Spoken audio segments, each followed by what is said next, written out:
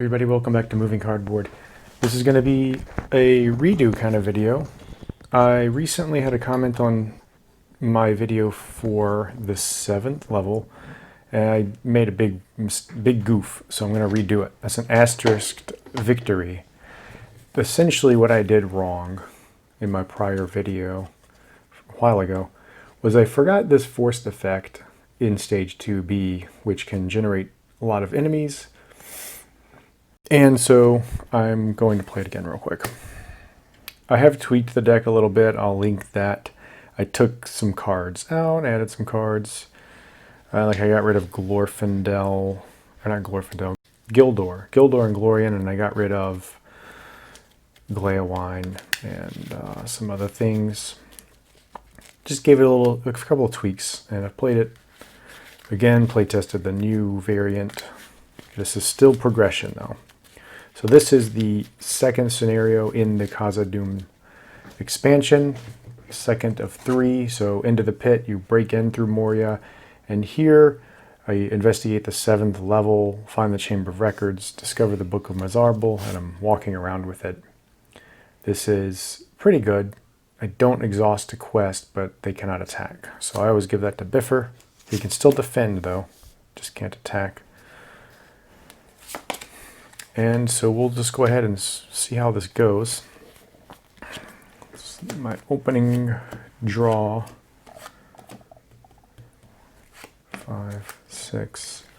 That's a weird opening hand, but that's okay. I got rid of Narvi's belt also. Okay, so we're going to start off with each player deals X damage to an ally. So it's a nice soft ball. That's not going to do anything for the opening setup. And I'll draw for turn. So I've got Gandalf and both of my sneak attacks already. Okay, that's pretty good. So let's kick it off with questing for 5. Biffer's going to contribute 3, Dwalin 1, because of Dane. Haven't played with these dwarves. It's nice to get the dwarves back again. Dwarf synergy. Okay, so questing for 5, and I've got a Goblin Spearman coming out for 2. So I succeed by 3. I'll put 3 on the card. And since my starting threat is 27, he will engage me. Dane will defend. Let's do a shadow effect. Another Spearman comes out. Oh, I cancel that probably. Did I have Hasty Stroke? I do. I'll just cancel that to keep him out, because that's how I lose. When I lose from stuff like that, getting swarmed with enemies. If I get like 6 out like really fast, then I'm done for. Okay, I have no attack backs. So we're going to go to 28 and round 2. Nice quick round 1. It's kind of annoying having him there, but it's okay. I'll get my resources and I draw a Song of Battle. I don't need to play Song of Battle right now just because I don't have any red cards. What I do want to do though is I'm going to play her. He's going to take a, let's see what blue, test it will. I will take one of his. Biffer will do this action to take a resource, spin those for that, get another song out. It's more deck thinning. I think I have 4 song cards in the deck now. Do I want to travel or a Song of Kings? I'm going to get a Song of Kings. Shuffle the deck. I'm not going to play these cards at this point in time. And then I'm going to play anything necessarily. I can wait and reserve judgment for my Gandalf. Okay. I will quest for 5 again. Upper Hall, this one has Doomed 2 and it's 3 threat. So I've now got 5 progress, but my I'm up to 30 threat. And now I'm not going to be able to kill this guy still, unless I could risk an undefended, which is probably a terrible choice. Dane will defend the attack. Okay, so I could have survived an undefended, but I don't have healing in the deck, so I'm not going to risk it. So I can't attack him. Oh, and I want to travel here, obviously. So end of round. Up to 31. I played 10 games, 70% win rate, and I'm usually in the mid to high 30s threat by the end of the game. The only threat reduction I have right now is Dwalin. I took Galadrim's Greeting out. Mainly because, honestly, there's so many enemies with low threat thresholds of 15 and 20 that lowering the threat isn't really even going to have an impact. There's the Cave Troll at 33, so it's scary to get that high, but there's 2 copies of him, and I've been able to handle him. I played one scenario where he was just taking my guys out. It was brutal. I barely won. It was a pretty fun game. It went really long. He was slaughtering my guys, and I finally whittled him down. He was in the staging area, or in the engagement area for like 3 rounds. It's pretty brutal. Okay, so I'm not gonna spend those, even though I've got a Sigil Miner. I want more dwarves out. Can't afford him. I don't really have good. I might have to sneak attack Gandalf just to draw some more cards to get a Steward of Gondor out. And if I do that, then I could kill him, because I could use Gandalf in the combat phase. So I'm going to do that. 3, 5. I'm going to plan on using Gandalf in the combat phase to draw cards and take care of him. It's a little overkill, but let's see here. So a Goblin Swordsman comes out. So I quested for 5. So it's going to be 4 over. His threat of 1. And that's going to just explore the upper hall. And then there's no traveling for me to do. And in the engagement encounter, he's going to engage me. So now in the combat phase, it's a little bit annoying. I'm going to stick with my plan. I'm going to sneak attack Gandalf out.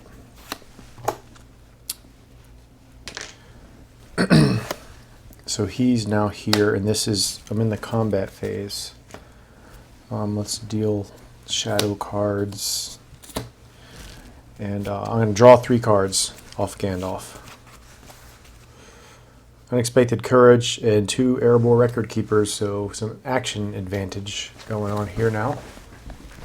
That should be useful. And, okay, so who's going to defend what? I've got, he's a 3, so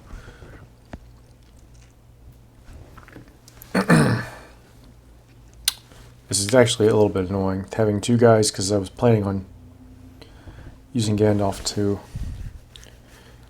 attack, but that's not going to happen. I've got, well, okay, so Bifur can defend.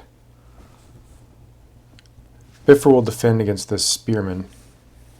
He can defend, he just can't attack. No shadow, so 2/2, Bifur's fine, so he's attacked. And then Dane will defend against this swordsman. And still no shadow effect. Thought about that way too long. So Gandalf will attack and kill 4 and kill this spearman. And he'll go back in my hand. And Dwalin, I'll have him go ahead and attack here. He'll put 1 wound on this swordsman. And that'll be the end of the round. So let's move on. Up to 32 threat and round 3. And I'll draw for turn. Another test of will.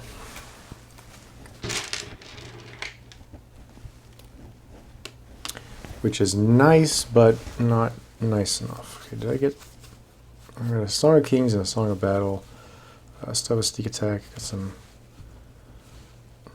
So I'll put this unexpected courage on Dane.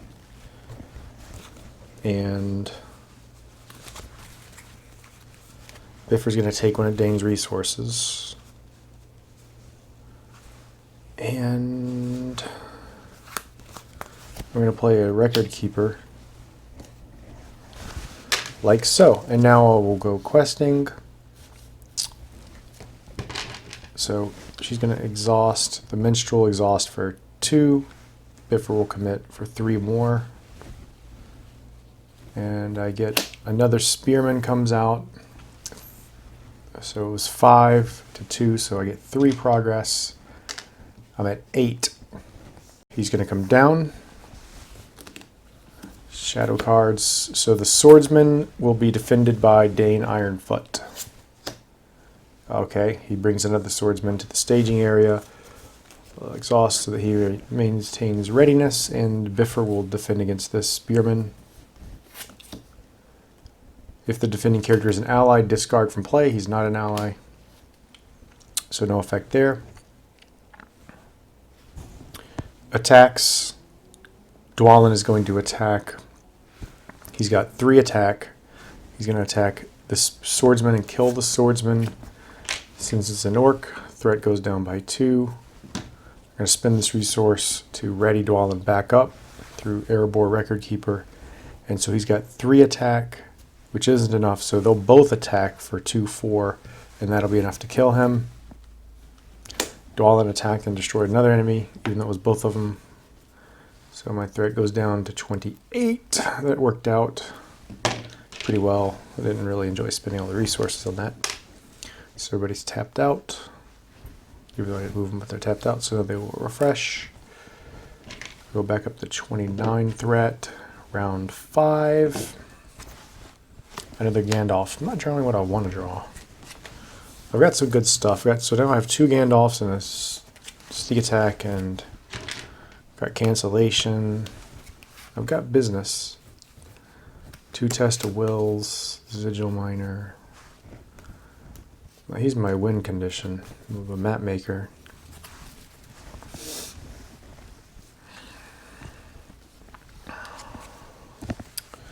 Don't want to play the Sigil Miner because I want to keep my test of wills up. I think I will take one of your resources, and I'm going to keep the. I'm not going to spend all of them. Reason being, I might need another enemy might come out. I might need to do that trick again where I kill a guy. So let's go ahead and quest for 5 yet again. See what I get. Each player must deal X damage to an ally I control. X the number of allies. So I threw 2 damage to 1 ally. But I'll just cancel that. I don't really feel like doing that. It's not the worst, but I don't have a lot of allies. When I get more allies on board, then sometimes I let that one go. So 5 minus 1 is 4. So I'm up to 12. He comes down to fight me. This will be simple. Dane is going to defend and then ready with unexpected courage. No shadow effect. He's got +1 attack because Dane is ready. So 3 is enough to kill this swordsman. Into phase. So net, my threat goes down 1. It goes down 2, up 1 as I go to the next turn. Round 8. Draw a Miner of the Iron Hills. This is such a fun, relaxing game. I just have a lot of fun just going through a scenario. Personally, I enjoy playing a scenario over and over and over again. It's kind of you get to see a lot more situations. Like I said, I wish I had filmed the one that I played a couple ago. It went like 15 rounds with the cave troll. I mean, he was like slaughter. It was something else. Okay, so this time I think I will play that map maker just to get him out, get some more quest power going.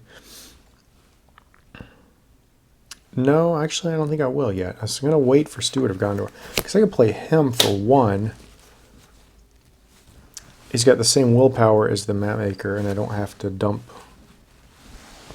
don't feel like I have enough resources to just start dumping onto Map Maker. He'll take a resource. I guess I could play him. But I might need the readying effects. Let's see.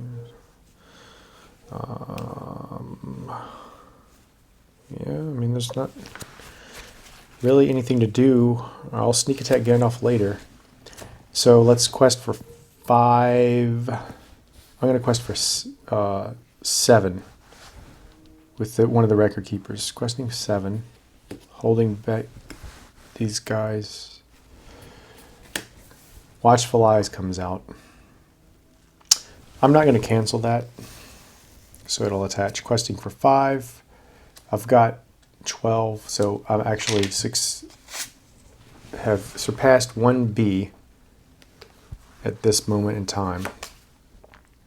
So I now discover the Chamber of Records, and I hear drums in the deep and all that, so I'm preparing to fight. So this is the part that I messed up on the last play.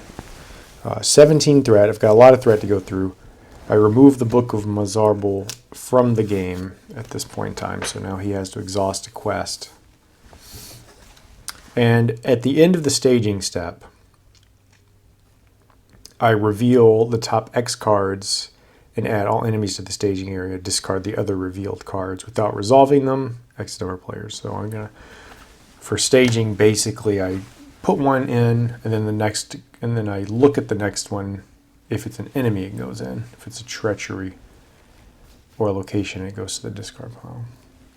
And I've already done that. The staging step has already happened, so I don't do it right now because I've already resolved the quest.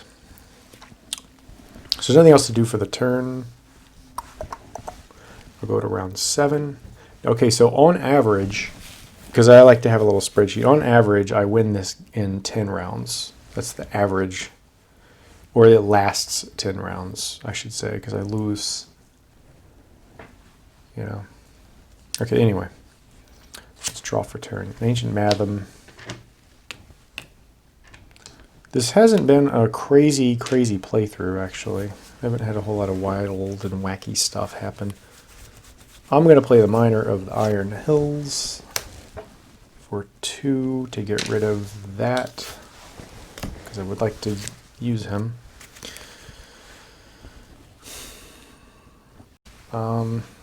17. How much do I have on board? 2, 3, 4, 5, 6, 7, 8, 9, 10, 11, 12. I have 14 on board and I need 17. Just in terms of...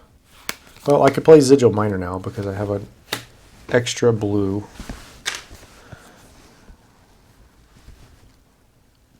I have 16 on board.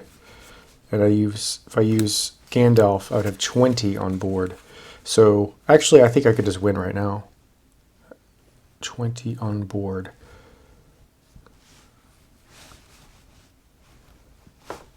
And then, well, I can just go ahead and play Map Maker, actually. Yeah, I think I got this. This was an easy one. I just didn't... Okay, so I'm going to move to the quest phase. I'm going to commit everybody, but I'm going to keep staying readied through Unexpected Courage. So I've got 2, 3, 4, 5, 6, 7, 8, 9, 10, 11, 12, 13, 14, 15, 16, 17, 18... And then I will cast Sneak Attack during the quest phase as well to give myself 22 committed to the quest. Everyone's tapped. 2 threat. And then I have to reveal an extra card. And it is an enemy. 4. Well, 22 minus 4 is 18, which is greater than 17. So I just win. So that's that. That kind of was kind of crazy. Actually, that worked out really quickly. Did I really do that right? 3, 7, 8, 9, 11, 13, 15, 16, 17, 18, 22. Minus 2 is 20. Minus 2 is 18. Yeah, so there you go. There's 7th level. This deck can beat it. In general, like, this, I mean, it happened a lot with the general strategy. Really, the win condition of this deck is Longbeard Mapmaker, and Resource Acceleration to dump a lot in here. So generally, once I get to the last stage, it's all about having a whole lot of resources on Biffer and just dumping them into Longbeard and just winning. I didn't even have to do that. I just happened to have my sneak attacks, my Gandalfs. It was actually a little bit deflating or disappointing of a play because there was really no adversity. I just played through and won.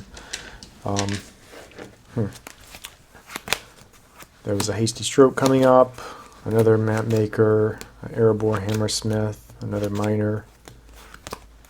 There's Kazad. So this is really there to fight the Cave Troll.